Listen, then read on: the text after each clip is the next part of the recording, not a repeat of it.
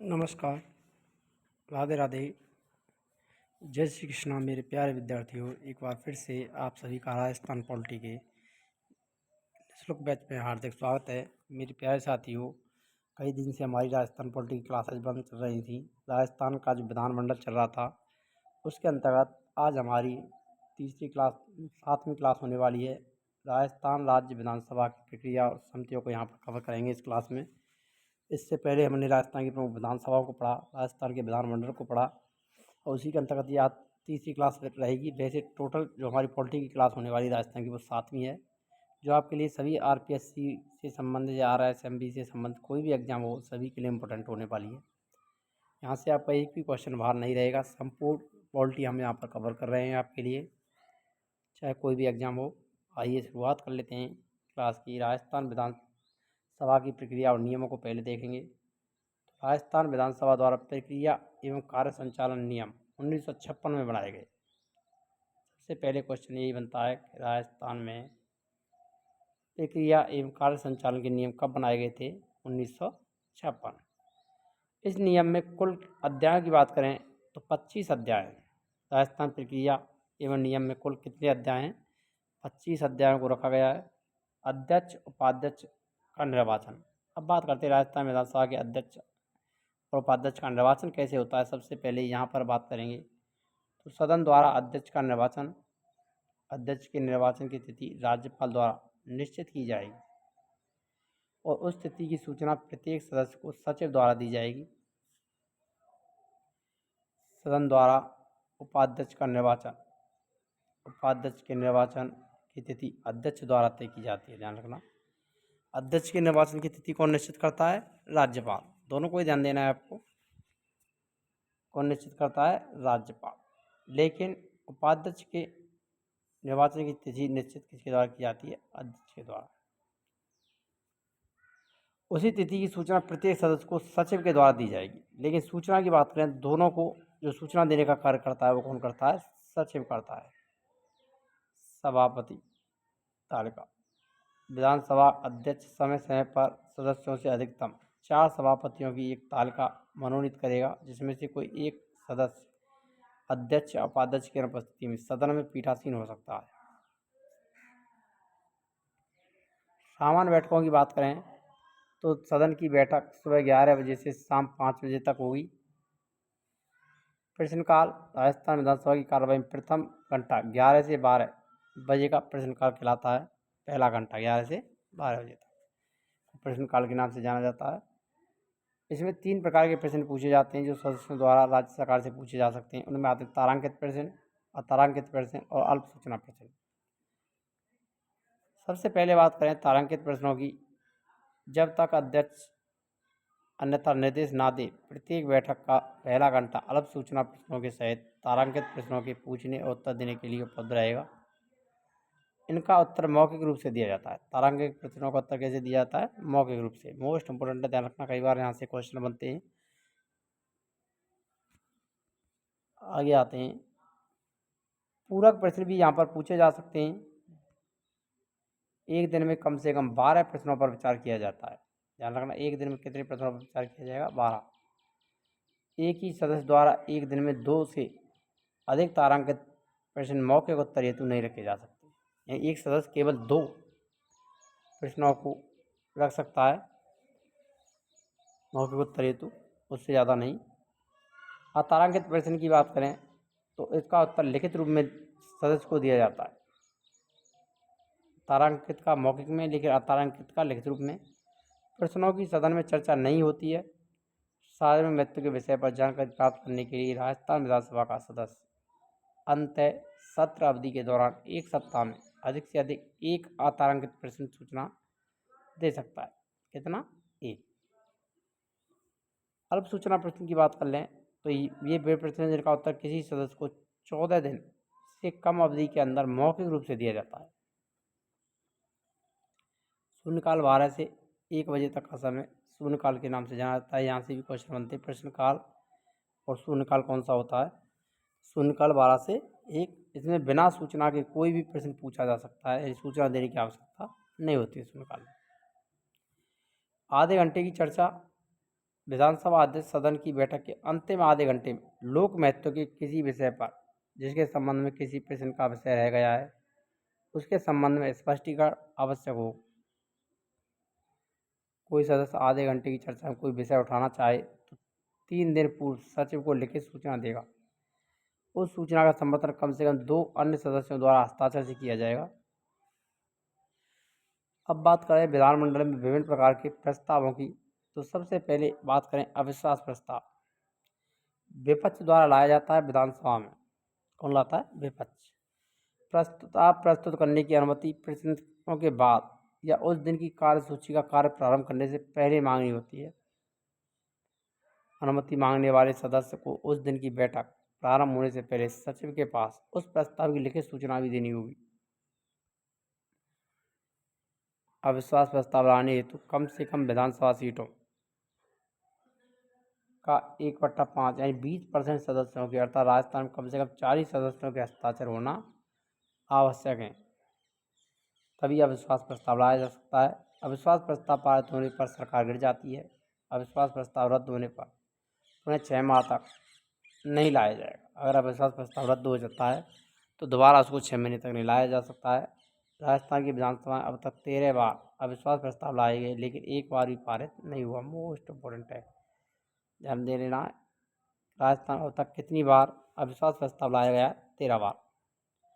सर्वाधिक बार अविश्वास प्रस्ताव 6 बार मोहनलाल सुखाड़िया सरकार के विरुद्ध लाया गया। मोस्ट इम्पोर्टेंट, अब तक राजस्थान में सर्वाधिक अविश्वास प्रस्ताव किस सरकार के खिलाफ लाए गए? तो मोहनलाल सुखाड़िया सरकार के खिलाफ लाए गए थे। विश्वास प्रस्ताव सत्ता पक्ष खुद का बहुमत साबित करने के लिए इसको लेकर के आता है। अविश्वास प्रस्ताव विपक्ष लाता है, लेकिन विश्वास प्रस्ताव सत्ता पक्ष के द्वारा लाया जाता है बहुमत साबित करने के लिए।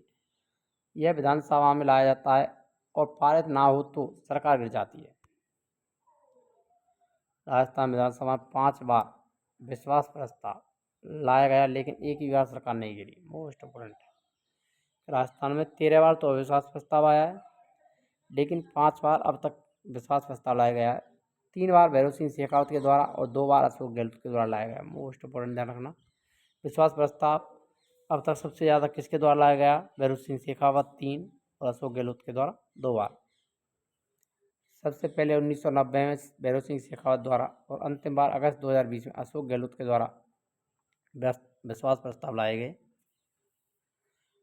विश्वास प्रस्ताव को अविश्वास प्रस्ताव पर पूर्ववर्तीता होगी। अब आता है स्थगन प्रस्ताव। गंभीर विषय पर सदन का ध्यान आकर्षित करने के लिए सदन में चर्चा हेतु प्रस्तुत प्रस्ताव को स्थगन प्रस्ताव कहते हैं।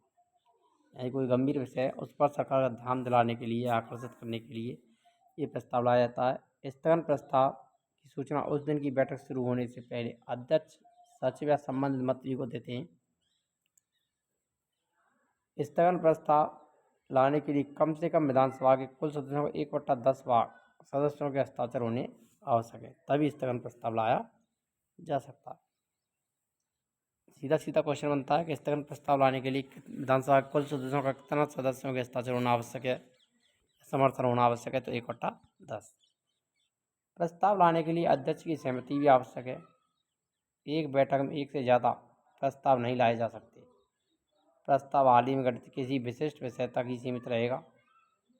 प्रस्ताव द्वारा विशेषाधिकार का प्रश्न नहीं उठाया जाएगा। अब आता है ध्यान आकर्षण प्रस्ताव, यानी ध्यान दिलाने के लिए। यदि विधानसभा सदस्य द्वारा मंत्री का ध्यान आकर्षित करने के लिए सार्वजनिक हित का विषय उठाया जाए तो इसे लिखित सूचना प्रमुख सचिव को देनी होगी। इसे कहते हैं ध्यान आकर्षण प्रस्ताव। अब आता है कटौती प्रस्ताव। सरकार या उसके किसी विभाग द्वारा धन के प्रस्तावों की मांग की राशि को कम करने के लिए विपक्ष द्वारा इसको लाया जाता है। ये 3 प्रकार का होता है: नीतिगत कटौती, सांकेतिक कटौती, अर्थगत कटौती। नीतिगत में जब मांग की राशि घटाकर 1 रुपया कर दी जाए। सांकेतिक कटौती जब मांग की राशि में 100 रुपये की कमी की जाए। अर्थगत कटौती मांग की राशि में उल्लिखित राशि की कमी की जाए, तो इसे मितव्ययता कटौती भी कहते हैं। 3 प्रकार की कटौती प्रस्ताव आ सकते हैं। कटौती प्रस्ताव की ग्राह्यता की शर्तें: यह केवल एक मांग से संबंधित होगा। इसमें विशेषाधिकार का प्रश्न नहीं उठाया जाएगा। मौजूदा कानून में संशोधन या निरसन के लिए सुझाव नहीं होगा। ऐसे मामले का उल्लेख भी नहीं होगा जो राज्य सरकार से संबंधित नहीं है। राज्य की संचित निधि पर भारत वैसे संबंधित नहीं होगा और कटौती प्रस्ताव की राशि अध्यक्ष द्वारा निश्चित की जाएगी। अवता धन्यवाद प्रस्ताव। आम चुनाव के बाद गठित नई सरकार वर्ष के प्रथम सत्र में बजट के आरंभ में राज्यपाल विधानमंडल को संबोधित करता है, जिसमें वह सरकार की नीति और कार्यक्रमों का उल्लेख करता है। राज्यपाल के अभिभाषण के बाद राज्यपाल के प्रति धन्यवाद ज्ञापित करने हेतु यह प्रस्ताव लाया जाता है। यदि अभी तक आपने वीडियो को लाइक नहीं किया, वीडियो को लाइक करें और चैनल पर नए हो तो चैनल को सब्सक्राइब करना ना भूलें। यहाँ पर हमारी सारी क्लासेज आपको हमारे यूट्यूब चैनल GKY विषय सर पर निःशुल्क देखने को मिलने वाली हैं। पॉलिटी की संपूर्ण क्लासेज हमारी चल रही हैं। राजस्थान की इंडियन पॉलिटी को हमने कवर कर दिया है, उसकी प्लेलिस्ट भी बनी हुई है, वहाँ पर जा कर के देख सकते हैं। राजस्थान विधानसभा में अध्यक्ष या पीठासीन व्यक्ति की अनुमति के बिना किसी प्रस्ताव पर भाषण की अधिकतम जो अवधि होती है वो 15 मिनट से अधिक नहीं होगी।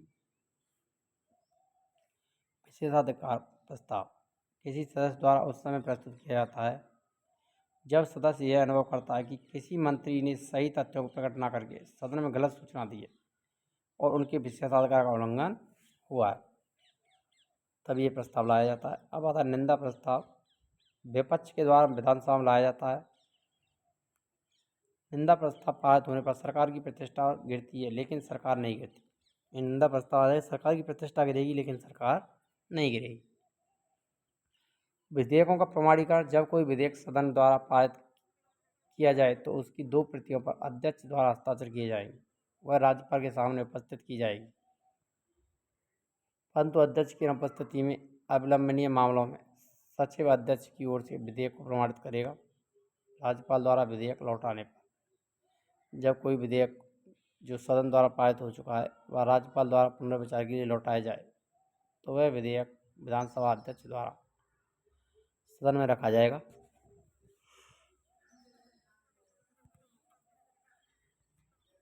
सदस्यों के स्थानों का त्यागपत्र। सदस्य अपने स्थान के त्याग करने की सूचना अध्यक्ष को संबोधित करके अपने हस्ताक्षर सहित पत्र द्वारा देगा। यदि कोई सदस्य अध्यक्ष के समक्ष व्यक्तिगत उपस्थित होकर त्यागपत्र देता है और सूचित करता है कि त्यागपत्र स्वैच्छिक और असली है, तो अध्यक्ष के पास उसके विपरीत कोई सूचना या ज्ञान नहीं है। अध्यक्ष तुरंत त्यागपत्र को स्वीकार कर सकता है।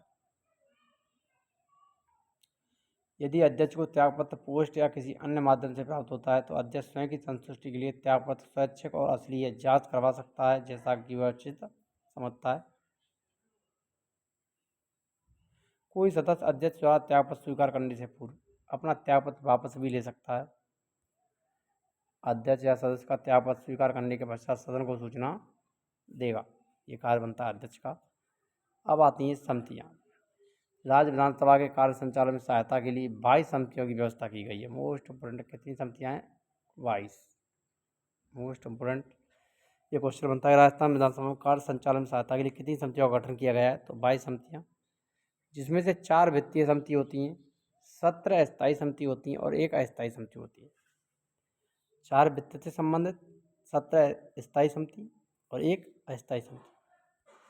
अब वित्तीय समितियों की बात करें तो 4 वित्तीय समितियाँ हैं और प्रत्येक वित्त समिति में 15 सदस्य होते हैं। यानी वित्तीय समिति होती है उसमें प्रत्येक में कितने सदस्य होंगे? 15। मोस्ट इम्पोर्टेंट है। इसके अध्यक्ष का चुनाव विधानसभा अध्यक्ष के द्वारा अध्यक्ष करते हैं। ये समिति अपनी वार्षिक प्रतिवेदन या रिपोर्ट विधानसभा अध्यक्ष को सौंपेगी।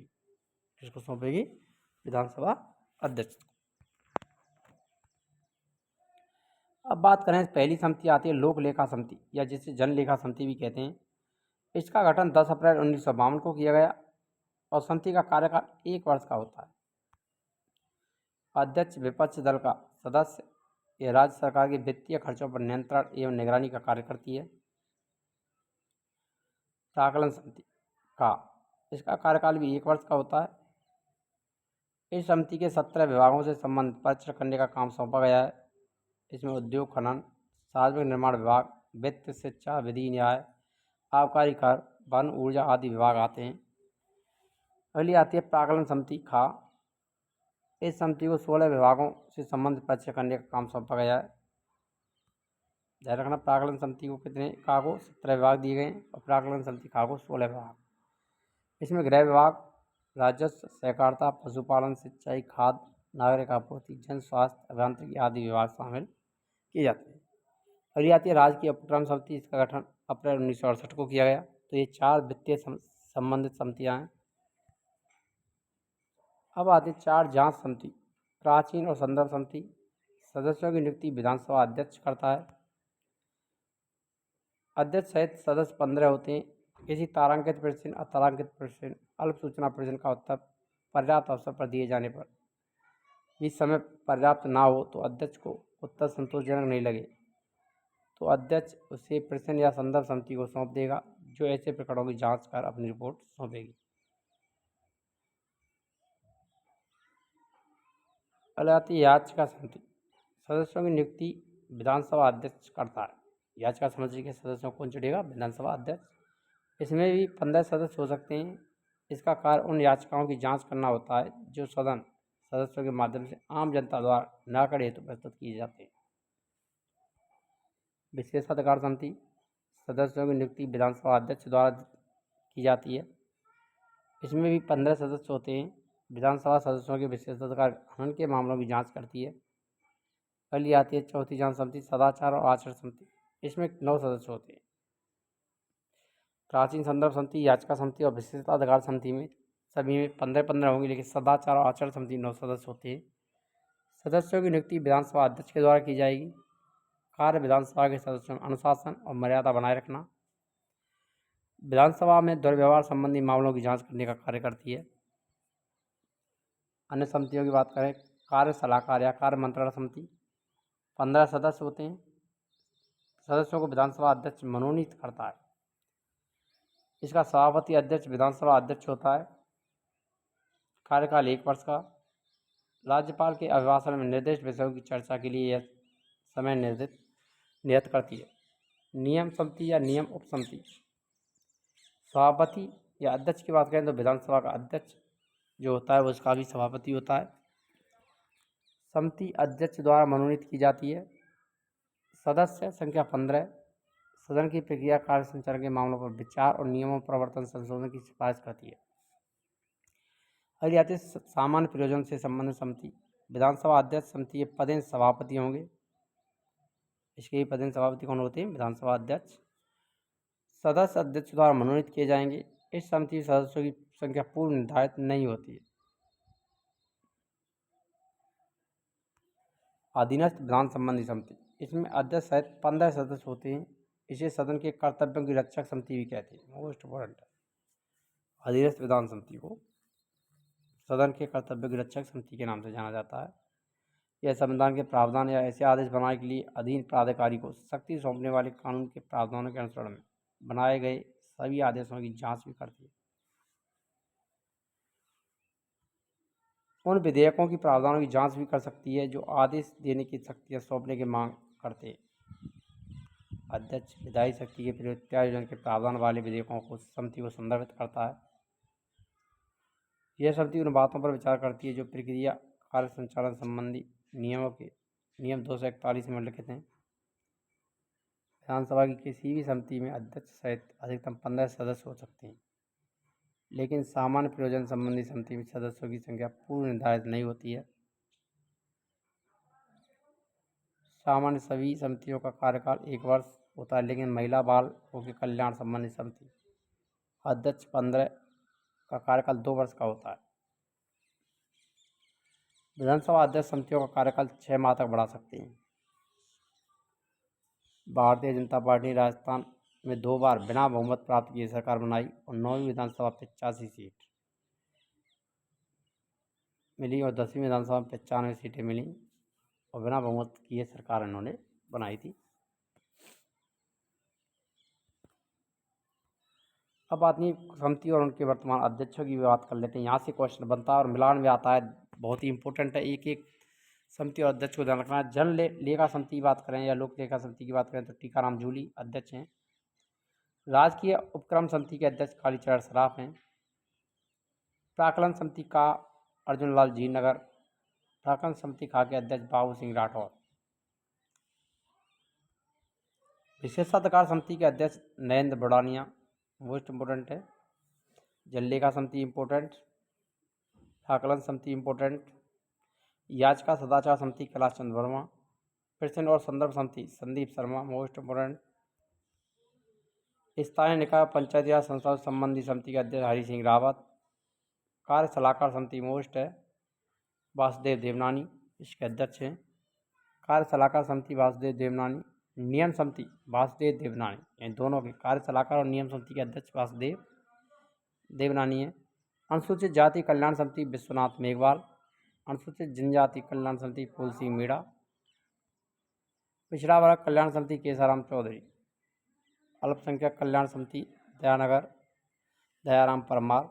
महिला बालकों के कल्याण संबंधी समिति की अध्यक्ष कल्पना देवी, मोस्ट इम्पोर्टेंट। पर्यावरण समिति दयाराम परमार, दोनों के हो गए अल्पसंख्यक और पर्यावरण। सामान्य प्रयोजन संबंधी समिति के अध्यक्ष वासुदेव देवनानी। इस स्लाइड का स्क्रीनशॉट ले सकते हैं आप, क्योंकि यहाँ से क्वेश्चन हमेशा एग्जाम में देखने को मिलते हैं। चाहे कोई एग्जाम हो, बार बार क्वेश्चन रिपीट होता रहता है। यहाँ से संसद में राजस्थान में वर्तमान लोकसभा की सीट 25, 4 अनुसूचित जाति, 3 अनुसूचित जनजाति की आरक्षित हैं। राज्यसभा में राजस्थान की 10 सीट हैं, अर्थात राजस्थान से संसद के दोनों सदनों में कुल 35 सदस्य, 25 + 10 है। प्रथम लोकसभा चुनाव 1952 के समय राजस्थान में लोकसभा की 22 सीटें थी। छठी लोकसभा चुनाव 1977 में लोकसभा सदस्यों की सीटें बढ़कर 25 हो गईं। 1952 के राज्यसभा चुनाव में राजस्थान में 9 सीटें थी और 60 में ये सीट बढ़कर के 10 कर दी गई।